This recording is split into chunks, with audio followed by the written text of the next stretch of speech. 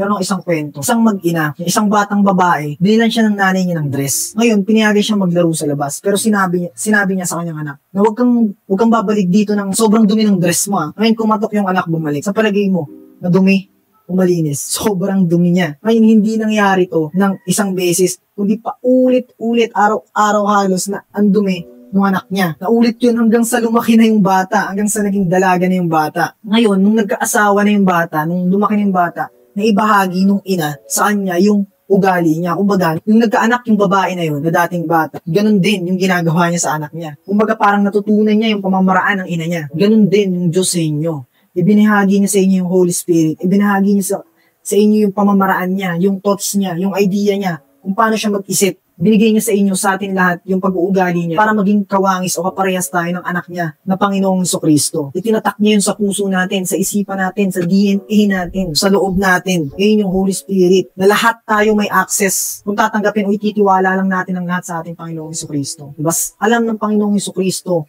na yung nako siya sa krus, hinayaan siyang magdusa doon. Pagtapos niyang dalhin lahat ng bigat ng mga kasalanan natin, nilagay siya sa isang libingan, total silence, talagang katahimikan.